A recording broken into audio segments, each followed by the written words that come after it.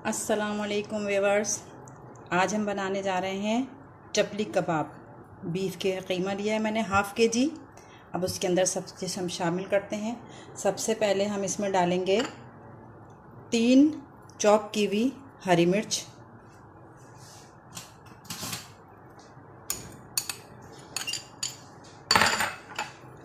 3 मैंने 2 अदद दरमियान 3 नहीं 2 अदद दरमियानी साइज़ की प्याज लेके उसको बारीक चॉप करके फाइनली बिल्कुल बारीक चॉप करके और इसका जितना भी एक्सेस वाटर था वो सब निकाल दिया। इसमें से पानी निकला हुआ है, ये शामिल करेंगे।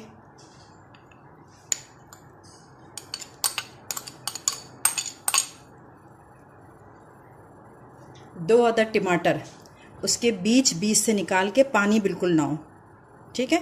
बीज से इसकी बीज वगैरह सब रस निकाल के जो इसका बाहर का हिस्सा होता है उसको बारीक बारीक चॉप कर लिया।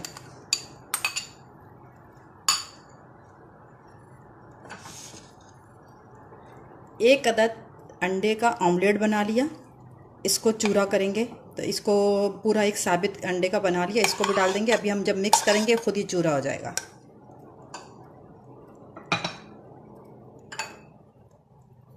2 टेबलस्पून हरी धनिया कटी हुई,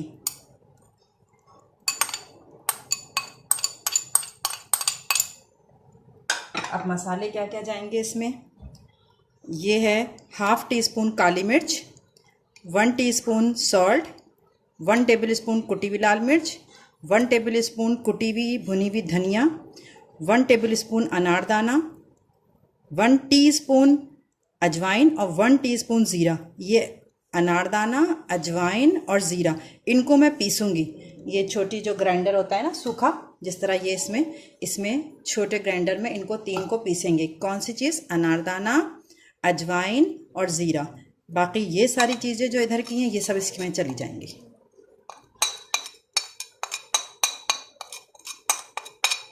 और ये सारी इन 3 चीज़ों को पीस कर वो भी इसमें मिलाऊंगी और फिर हम इनको मिक्स करेंगे। ये तीनों चीज़ों को मैंने ग्राइंडर में बारीक पीस लिया, ये इसमें जाएगा। 1 टेबलस्पून भर के अदरक लहसुन और 1 कप मकई का आटा। अब इन सारी चीज़ों को हम मिक्स करेंगे अच्छे तरीके से।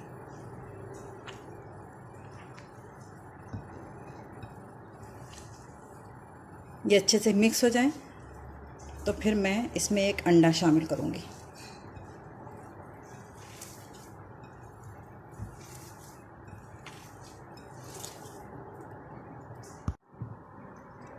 ये अच्छे तरीके से मैंने सारी चीज़ें मिक्स कर दी।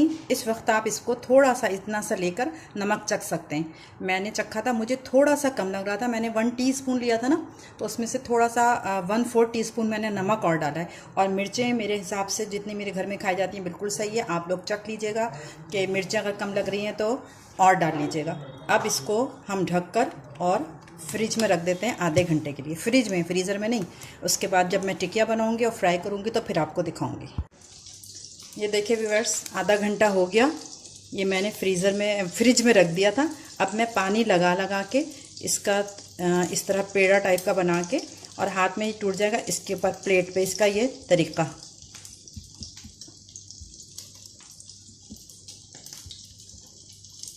इसको मैं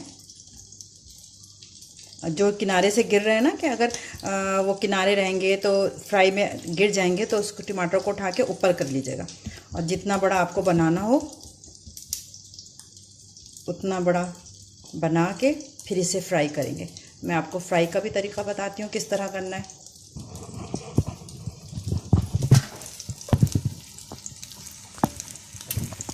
ये देखिए,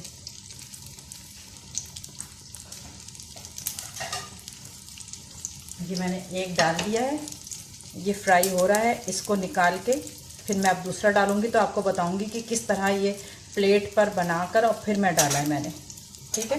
ये जितनी देर में एक साइड से हो गया, इसको इस तरह करके और चेक कर लें। नीचे से हो गया, ये देखें नीचे से भी हो गया है। इसको इसका सहारा दे के ऐसे रख के ऑयल गिरा दें सारा।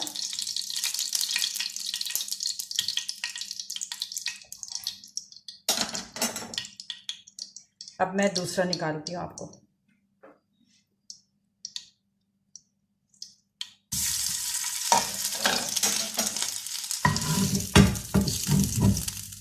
ये देखो, प्लेट से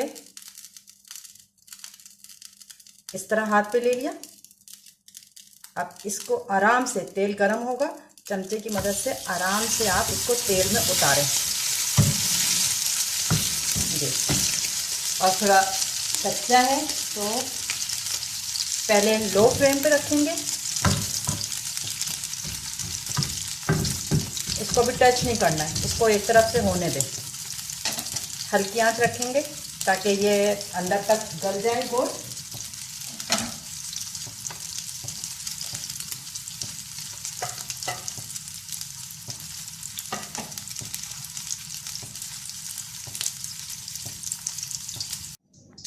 ये देखें व्यूअर्स, ये चपटी कबाब फ्राई हो गए हैं और इनको साथ रायता रखें, या अब आप इसको चपाती के साथ खाएं या सिर्फ रायते से उठा के खाएं, जैसा भी होगा वह जैसे आप पसंद करते हैं वैसे खाइएगा। ठीक है, एंजॉय करें चपली कबाब। इस बकरीद आने वाली है, मेरी रेसिपी से सब चपली कबाब बनाइएगा और फिर मुझे कमेंट्स में ज़रूर बताइएगा कि ये आपको कैसे लगे। और अगर पसंद आए तो लाइक भी करिएगा, शेयर भी करिएगा और मेरे चैनल को सब्सक्राइब भी करिएगा। इससे मेरी हिम्मत अफजाई होगी और मैं आप लोग के लिए और भी अच्छी डिशेस लेके आऊँगी। अल्लाह हाफिज़।